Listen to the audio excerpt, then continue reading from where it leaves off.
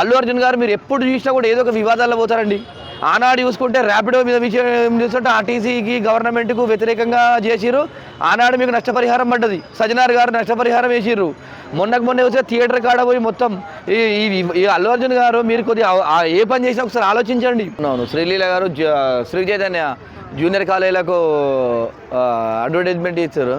తర్వాత అల్లు అర్జున్ గారు స్కూల్స్ కానీ అన్నీ కానీ ఇస్తున్నారు. నేను అల్లు అర్జున్ గారికి ఒకటే చెప్పదలుచుకుంటున్నా అండి. తెలుగు రాష్ట్రాలల్లో అల్లు అర్జున్ అంటే ఒక మంచి ఇమేజ్ ఉన్నటువంటి హీరో. అల్లు అర్జున్ అంటే యూత్ చాలా అంటే చాలా ఇష్టపడుతుంది అల్లు అర్జున్ గారిని. మరి కంటెంట్ కానీ సినిమాలు కానీ అవి చాలా ఇష్టపడతారు. అల్లు అర్జున్ గారు సరే మీరు చేయడం మీ వ్యక్తిగత ఇష్టం, మీరు స్కూళ్ళకి ప్రమోషన్ ఎందుకు, అదే శ్రీ చైతన్య నారాయణ స్కూళ్ళకైతే మీరు పెద్ద పెద్ద కార్పొరేట్ స్కూళ్ళకైతే మీరు ప్రమోషన్స్ చేస్తున్నాడు. ఆ స్కూళ్ళల్లో మా తెలుగు రాష్ట్రాల ప్రజలు, ఆంధ్రప్రదేశ్ కానీ తెలంగాణ కానీ నిరుపేద పిల్లలకు ఒక 15% గవర్నమెంట్ జీవో ఉంది. ఆ జీవోని ఎంతవరకు ఇంప్లిమెంట్ చేసిర్రు? 15% కార్పొరేట్ స్కూళ్ళలో ఇవ్వాలని.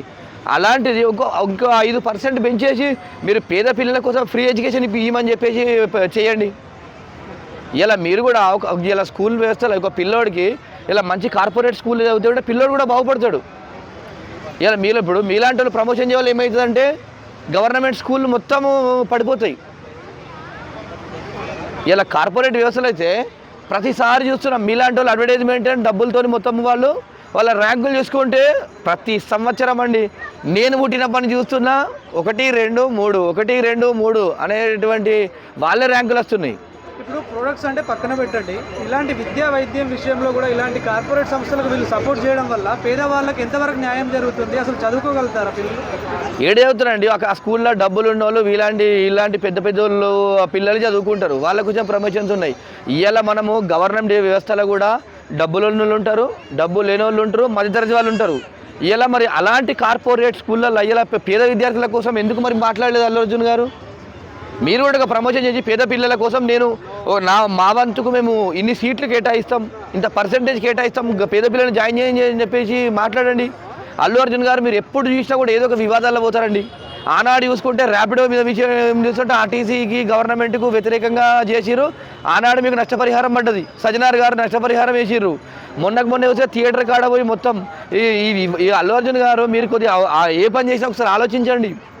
ఈ వివాదాలకు పోయి మొత్తము మీరు మైండ్ అప్సెట్ అవుతుందా మరి ఏందో అట్లా మీరు చేసిన ఏది కూడా వివాదపరమైనటువంటి నిర్ణయాలు తీసుకుంటారు అట్లా అని. ఈ కేసులో కూడా అల్లు అర్జున్ అరెస్ట్ అయ్యే ఛాన్స్ ఏమైనా ఉంటుందంటారు? స్టూడెంట్ ఫెడరేషన్ వాళ్ళు కేసు వేశారనమాట. అంటే దీని మీద కేసు అయితే గిట్ట స్పిట్ కేసు లాంటి కేసులు నమోదవుతుంది. ఎందుకంటే ఆయన ఏం చేయాలి అడ్వర్టైజ్మెంట్ చేసినట్టే మన భారతదేశంలో స్వేచ్ఛ కూడా ఉంది. అంటే వారు ఎవరికైనా ప్రమోట్ చేయొచ్చు, అడ్వర్టైజ్మెంట్ చేయొచ్చు. కానీ ఏది కూడా పేదవారి కోసం. ఇలా సినిమా ఇండస్ట్రీ అంటే పేదలకు సాయం చేస్తుంది. ఇలా పేద వాళ్ళే సినిమాలు చూస్తారు. డబ్బులు ఉన్న వాళ్ళు బడాబాబులు వచ్చి సినిమాలకు వచ్చి టికెట్లు తీసుకొని బ్లాక్లో టికెట్లు కొనుక్కొని చూడరు వాళ్ళు. ఇలా పేదవాళ్ళే మన సినిమాలు చూస్తారు. వీళ్ళు సినిమాలు చూస్తేనే వీళ్ళు డబ్బులు ఉండలేరు. కంపల్సరీ పేదవాళ్ళ కోసం అల్లు అర్జున్ గారు మీరు కూడా ఒక 15% ఆల్రెడీ గవర్నమెంట్ జీవో ఉంది, అది ఇంప్లిమెంట్ చేయట్లేదు శ్రీ చైతన్య నారాయణ కాలేజీలలో. దయచేసి ఇంకో 5% పేద పిల్లల కోసం పెంచి 20% పేద పిల్లలకు ఫ్రీ ఇవ్వాలని చెప్పేసి నేను మీకు తెలియజేస్తున్నా.